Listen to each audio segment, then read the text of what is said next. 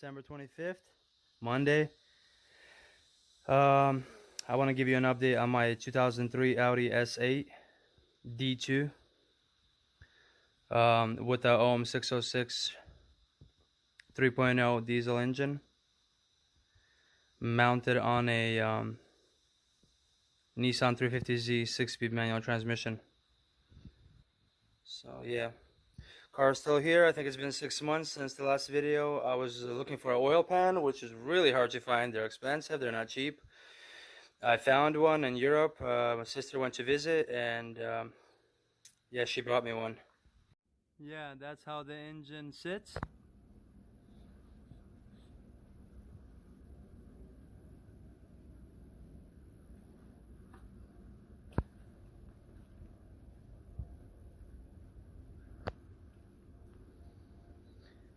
I got the oil cooler installed. These are the hoses right here. I got them nice and tucked over there. So yeah, that's the oil cooler from the Mercedes.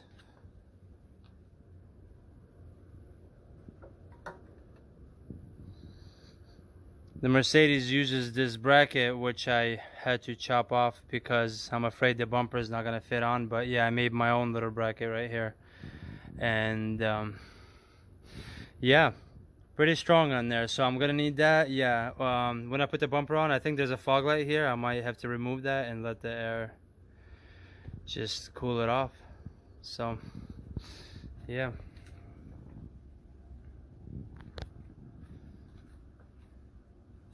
That's how she sits. The front barely went on. Well, actually, there's a lot of space in here. It's like 3 fingers, almost 3 fingers. So, yeah.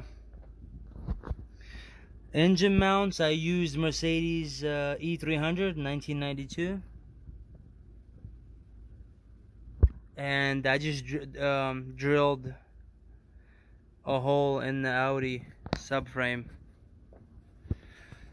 I'll show you that in a minute, but yeah, this is how this is how close the engine sits to the firewall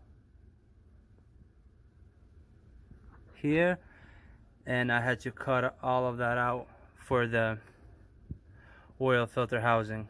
So this comes off. I can change the oil. I already changed the oil and it has a new filter. So yeah, it's good to go. So my mechanical pump, there it is. I need to change the seals on this thing because it's leaking, and kind of idles weird a little bit. So yeah, and then let me show you the oil pan.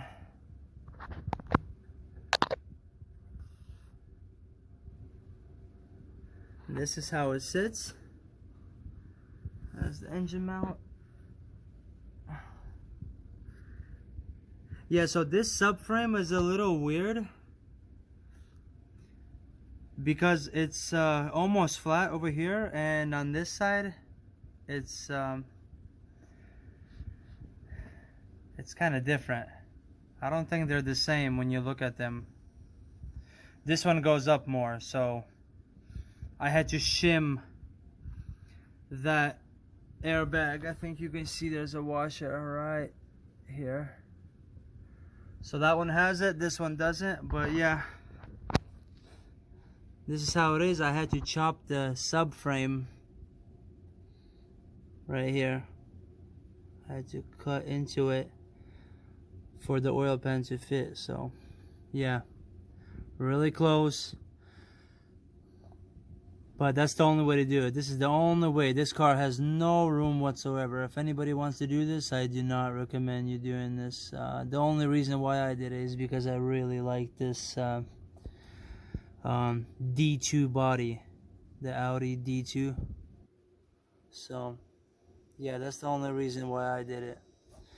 So I did not know it was going to be this hard, honestly. So yeah, but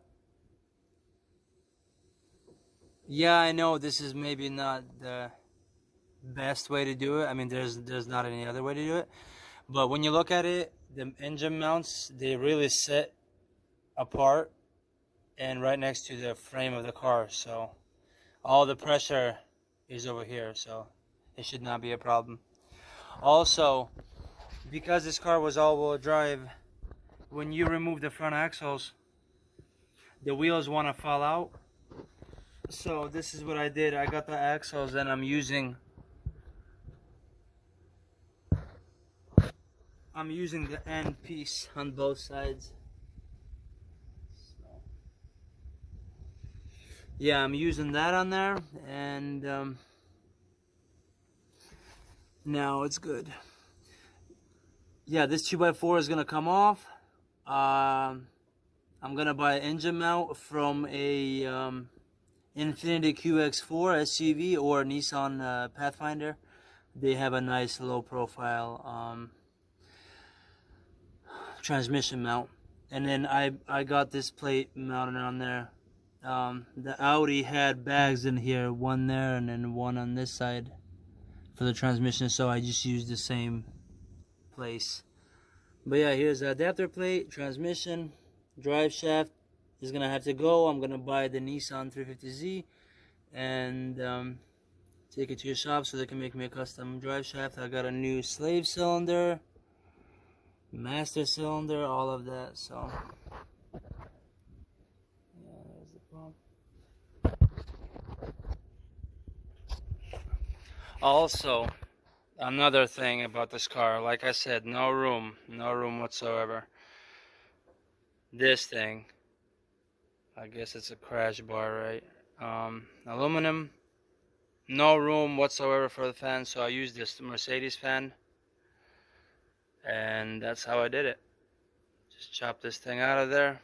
I have another one, if anything, you know, if in future I want to do something else, I can just install the other one on there. I know, well, at least I know where to get one, so that's not a problem. So, well, and it mounts on here, so all the force is here and here, so whatever, I mean, that's how it's gonna be. Power steering, cooler is connected, and then power steering. This is actually the Audi line that I kind of stretched out and put on there, so that just went on there, so that's pretty cool. This reservoir is not going to be in use because a Mercedes has its own reservoir, so I just cut this hose and connected it, so that should be good. AC I'll do later. Coolant for heater, I bought rubber plugs, shoved them in there and clamped them, so we'll see how that does. I don't know if there's any pressure or anything, but I'm gonna see how that works. There's one here and then there's one right over here. So yeah, radiator is connected. I need to buy this line, and yeah, all I need to do is do the pedals, throttle cable right here, and drive shaft and exhaust, of course. So yeah, but it's in there finally. It's been 6 months since the last video, so I decided to do a little update on this thing. So yeah, it took me about a week to sort this out, so I'm surprised. I thought it was gonna be a minute, but it went in there pretty quick.